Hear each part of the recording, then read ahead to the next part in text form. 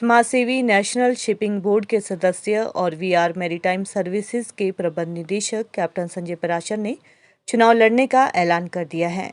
संजय पराशर लंबे समय से जसवां परागपुर में समाज सेवा के कार्य में जुटे रहे हैं और कोरोना काल में भी जरूरतमंदों की काफ़ी मदद की है। वहीं अब उन्होंने जसवां परागपुर से चुनावी ताल ठोक दी है। शनिवार को शिमला में जसवां परागपुर विकास परिषद के बैनर तले राज्यपाल के साथ बच्चों के साथ संवाद करवाने के बाद पत्रकार वार्ता में कैप्टन संजय पराशर ने चुनाव लड़ने की इच्छा जाहिर की है। उन्होंने कहा कि जसवां परागपुर में लंबे समय से समाज सेवा के कार्य में लगे हैं और कोरोना काल में जरूरतमंदों की मदद करने के साथ ही स्वास्थ्य शिविर भी लगाए जा रहे हैं। इसके अलावा 36 गांव में निःशुल्क कंप्यूटर और इंग्लिश लर्निंग केंद्र खोले गए हैं, जहां 2500 के लगभग विद्यार्थी अध्ययनरत हैं। इन केंद्रों में विद्यार्थियों को प्रतियोगी परीक्षाओं की पुस्तकें, प्रिंटर व इंटरनेट की सुविधा प्रदान की जा रही है। समय समय पर विधानसभा क्षेत्र में स्वास्थ्य शिविर भी लगाए जाते हैं, जहां पर लोगों की निःशुल्क स्वास्थ्य की जांच की जा रही है। उन्होंने कहा कि क्षेत्र के लोग अब उन्हें चुनाव लड़ने को कह रहे हैं और क्षेत्र की जनता के लिए वे इस बार चुनावी मैदान में उतरेंगे। संजय पराशर भाजपा पार्टी से संबंध रखते हैं और भाजपा से ही टिकट की मांग की है, लेकिन इस समय जसवां परागपुर से उद्योग मंत्री विक्रम ठाकुर विधायक हैं। भाजपा से टिकट मिलना मुश्किल है। वहीं टिकट न मिलने पर संजय पराशर निर्दलीय भी चुनावी ताल ठोक सकते हैं। ऐसे में उद्योग मंत्री विक्रम ठाकुर की मुश्किलें वहां से बढ़ सकती है। प्रेस वार्ता 3 मुख्य मुद्दों पर थी।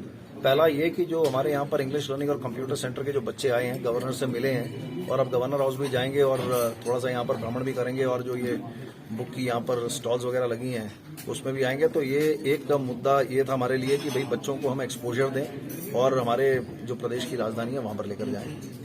तो गवर्नर साहब से मिले, उनके वर्ड्स ऑफ विजडम मिले, उनके साथ में इनफॉर्मल चैट भी किया बच्चों ने और साथ में अपने यहाँ से उन्होंने कुछ पत्र लिखे थे, वो भी गवर्नर साहब को दिए और हम क्या काम कर रहे हैं उधर बच्चों के बीच में वो हमने सार्वजनिक किया और वो हमने गवर्नर साहब को भी बताया। दूसरा मुद्दा हमारा ये रहा कि यहाँ पर जो हम एम्प्लॉयमेंट जनरेट कर रहे हैं मर्चेंट नेवी के लिए अपने गाँव से, देहात से, उसमें हमारे गांव की बेटियां भी अभी मर्चेंट नेवी में जा रही हैं। आने वाले समय में छोटे गांव के बच्चे बड़े बड़े जहाजों पर कप्तान बने, चीफ इंजीनियर बने, उसका जो प्रयास है वो भी आज हमने साझा किया।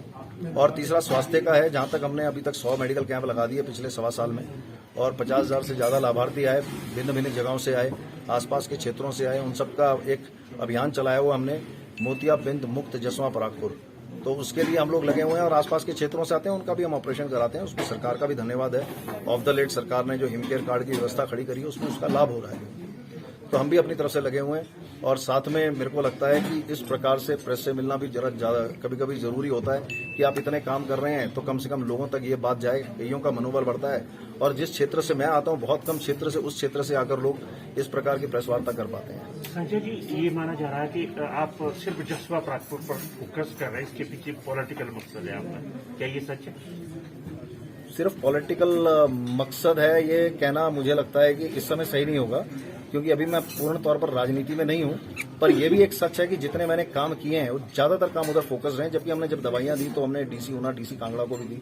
जब हम नौकरियां देते हैं तो हम कोई ऐसा क्षेत्रवाद करके नौकरी नहीं देते। तो पर यह है कि जहां मैं रहता हूं उसके आसपास के जो गांव है वहां पर मेरा चिंतपूर्णी ऊना का भी क्षेत्र आ जाए, चाहे वो गगरेट का आ जाए, चाहे देरा का आ जाए, पर मुख्य तौर पर यह जसवां परागपुर तक ही सीमित रह जाता है। सर, चुनाव लड़ेंगे आप? हो सकता है, कोई भी लड़ सकता है, संजय पराशर भी लड़ सकता है, हो सकता है। कोई आपको अभी ऑफर या कोई अप्रोच कर रहा है? अभी तक ऐसा कोई ऑफर नहीं है किसी का।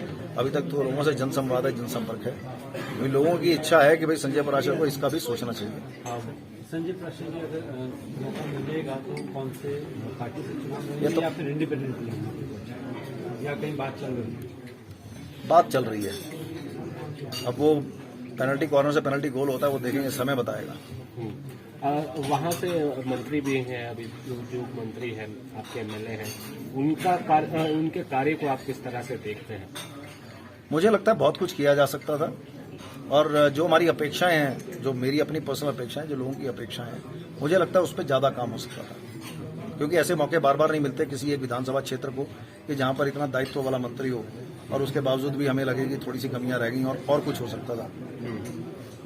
क्या लगता है आपको कि वहाँ पर उनकी तरफ से कोई ऐसे बड़े प्रयास नहीं हुए जो होने चाहिए? ये सवाल आप उनसे पूछेंगे तो ज्यादा अच्छा रहेगा। जहां तक मेरा अपना मानना है, मुझे लगता है कि जो होना चाहिए था, जिस लेवल पर होना चाहिए था उस लेवल पर नहीं हुआ। बाकी दुनिया और जो वहाँ के क्षेत्र के लोग हैं या जो मंत्री हैं वो इस पर ज्यादा अच्छा बता सकते हैं।